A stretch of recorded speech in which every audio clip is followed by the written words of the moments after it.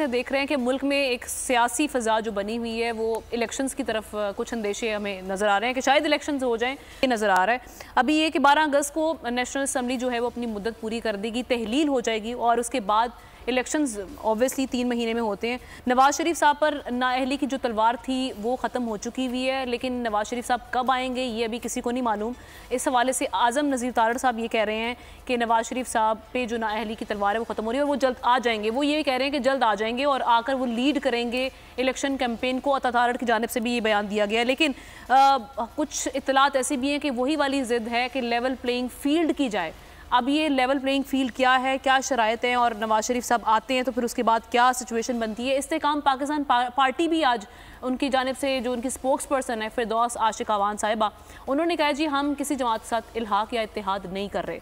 अब इस्तेकाम पाकिस्तान पार्टी कहाँ पर स्टैंड करेगी इलेक्शंस में, इन्हीं तमाम सूरत हाल पर हम तज्जिया ले लेते हैं। आमिर ज़िया साहब, क्या सूरत हाल देख रहे हैं अभी जो आइंदा इलेक्शंस होने जा रहे हैं? इलेक्शंस तो अब नज़र आ रहा है कि हो रहे हैं, तो अगर इलेक्शंस होते हैं तो ये हमारे नवाज़ शरीफ साहब जो चौथी बार प्राइम मिनिस्टर बनने के ख्वाह हैं, ये कहाँ पर स्टैंड करते हैं? आते हैं, नहीं आते? लेवल प्लेइंग फील्ड होगी, क्या होगा आगे?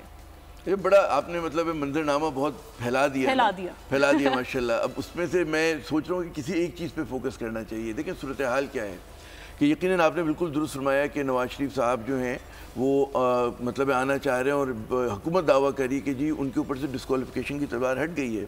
लेकिन बहुत सारे कानूनदान ये कहते हैं कि इतना आसान नहीं है, क्योंकि रिव्यू में वो ऑलरेडी जा चुके हैं और वो मतलब है उसके बाद जो है रिव्यू में भी रिजेक्ट हो गया था, तो अब उनके पास जो है वो बात नहीं बनती, उनको एक बार फिर पेश होना पड़ेगा और जेल जाने का उनका खदशा है।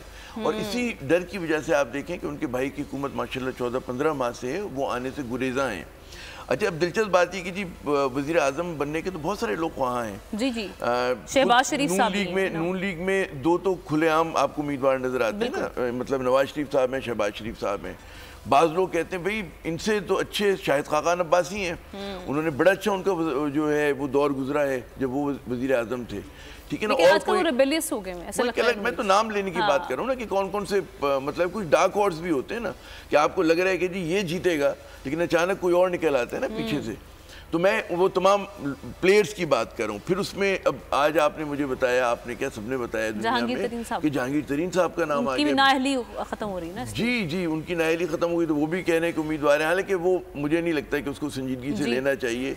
न उनकी पार्टी है, न उनके पास कैंडिडेट्स हैं। हमने सीट एडजस्टमेंट नहीं करनी, इल्हाक नहीं, इत्तेहाद तो नहीं, वो तो खैर अच्छा पहला उन्होंने अक्लमंदी का बयान दिया है जब से मतलब वो पार्टी जब से पार्टी बनी है ना, तो मैं मुबारकबाद देता हूँ उनको कि जीत और वो कायम रहे अपने फैसले के ऊपर ना।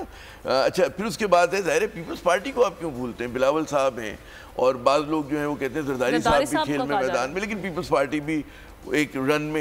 आप ये बात करें कि मैंने कहा डार्क हॉर्स कोई भी हो सकता है।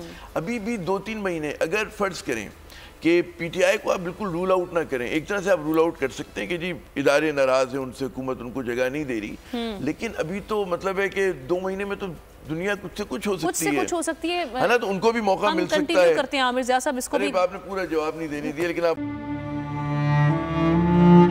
अवाम के लिए एक और मुश्किल, आटे की अदम दस्तयाबी पर अवाम परेशान। आटे की फराहमी खासी मुश्किल का शिकार है और अवाम को मुश्किलात का सामना है।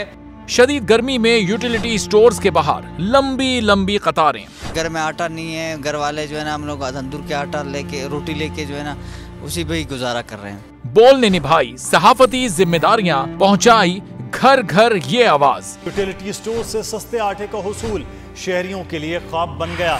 बोल न्यूज हकायक सामने ले आया है। आओ मिलकर आवाज उठाएं, पाकिस्तान को बदलें बोल के साथ। बोल बना अवाम की आवाज। अवामी शिकायत पर बोल ने किया मुताल्लिका इदारों से मुतालबा।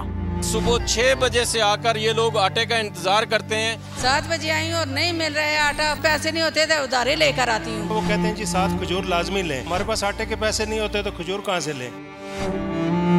क्योंकि बोल है पाकिस्तान का नंबर 1 न्यूज चैनल। सब्सक्राइब करें और बेल दबाएं ताकि कोई खबर रह न जाए।